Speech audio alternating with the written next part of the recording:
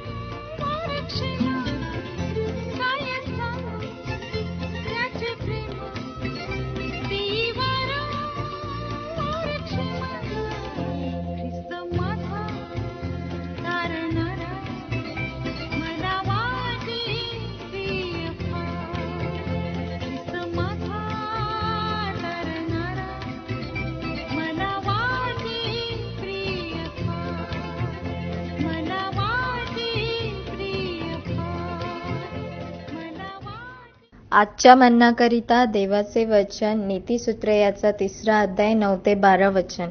नीतिसूत्रे याचा 3 अध्याय 9 ते 12 वचन.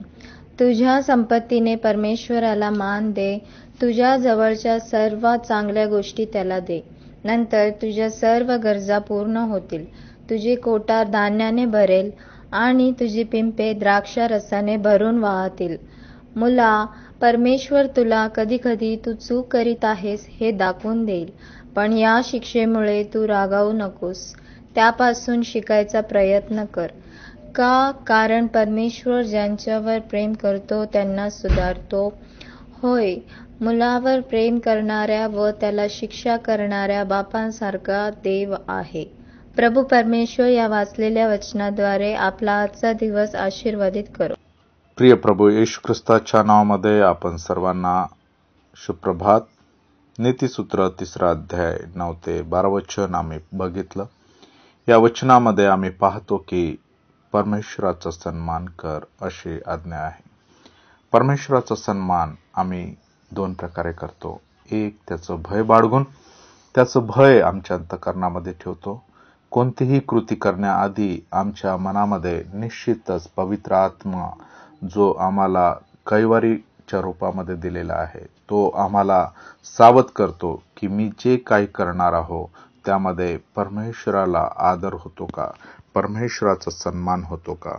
आणि जेव्हा आम्ही ऐकतो तर निश्चितच आम्ही ते कोणतेही पाऊल उचलणार नाही जे या परमेश्वराच्या सन्मानाला ठेच पोहोचेल. तर ज्याद्वारे परमेश्वराचा सन्मान होईल तेच पाऊल उचलण्यासाठी पवित्र आत्मा मला आणि तुम्हाला सहाय्य करतो. आणि म्हणून परमेश्वराचा सन्मान करणे हे माझ्या आणि तुमच्या जीवनातलं परम कर्तव्य आहे. आम्ही कशा प्रकारे त्याचा सन्मान करू शकतो तर इथं 9व्या वचनामध्ये म्हटलेलं आहे की तू आपल्या द्रव्याने व आपल्या सर्व उत्पन्नाच्या प्रथम फळाने. मग आम्ही पैशाद्वारे, आमच्या संपत्तीद्वारे आम्ही देवाला देऊन त्याचा सन्मान करू शकतो, किंवा मग आमच्या जीवनामधला सर्व उत्पन्नाचा प्रथम फळाने, म्हणजे आमचा वेळ असो, आमचा जीवनामधला परिश्रम असो, आमच्या जीवनामध्ये जे काही मिळकत आहे त्याद्वारे आम्ही त्याच्या प्रथम फळाने आम्ही परमेश्वराचा सन्मान करू शकतो. आणि परमेश्वराचा सन्मान ज्यावेळेस आम्ही करतो तर इथं असं म्हटलेलं आहे की तुझी कोठारे समृद्ध भरतील. परमेश्वर तो त्याचं प्रतिफळ देणारा देव आहे. त्याच्या वचनामध्ये म्हटलं आहे 1 कोरिंथ 15 अध्याय आणि 58 वचनामध्ये की प्रभूमध्ये परिश्रम केलेलं ते कधीही व्यर्थ जाणार नाही. आमच्या परिश्रमाचं फळ तो देणारा देव आहे. देवाचा सन्मान आम्ही ज्यावेळेस करतो तर तो परमेश्वर मला आणि तुम्हाला निश्चितच उंचवेल.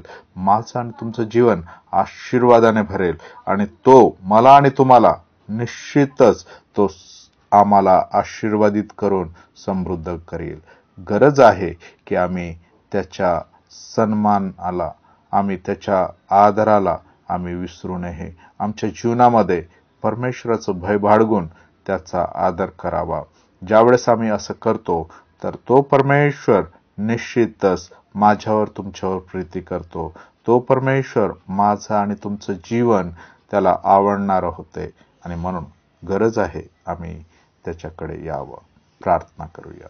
प्रभूजी, आम्ही तुझ्या चरणाजवळ येतो. या समयी प्रभू परमेश्वर बाप्पा, तुझं वचन सांगते की आम्ही तुझा सन्मान करावा आणि तुझं वचन सन्मान करण्यासाठी शिकवते. प्रभू, जेव्हा आम्ही तुझा सन्मान करतो तेव्हा तू आम्हाला होय बाप्पा समृद्ध करतो, आशीर्वादाने भरतो आणि प्रभू तुझ्या गौरवाला तू उपयोग करून घेतो. आज मी प्रार्थना करतो येशूच्या नावामध्ये प्रत्येक बहीण भावाचं जीवन जे काही प्रभू परमेश्वर बाप्पा आज त्यांनी वचन ऐकलेलं आहे याला अनुसरण करून प्रभू आपल्या जीवनामध्ये देवा तुझा आदर करावा, तुला सन्मान द्यावा आणि परमेश्वर बाप्पा त्यांचं जीवन आशीर्वादाने भरावं ही तुझ्या चरणाजवळ विनंती करतो. प्रभू, आम्ही प्रार्थना करतो या समय प्रत्येक बहीण भावाची तू प्रभूची काळजी घे, त्यांना तू सांभाळ, त्यांची तू प्रभूची जीवनातली सर्व गरज ख्रिस्त येशूमध्ये पूर्ण करून त्यांना तू आशीर्वादित कर.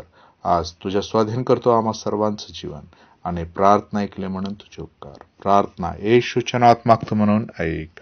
आमेन.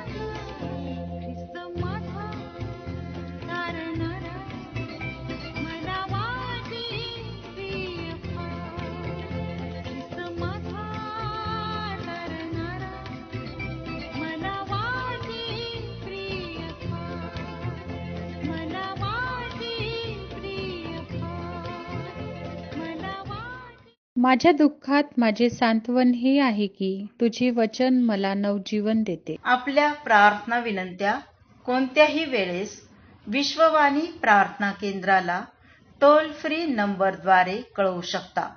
आमचा टोल फ्री नंबर 1800-2700-333. आम्ही आपणासाठी या नंबरवर प्रार्थना करण्यास उपलब्ध आहोत. धन्यवाद.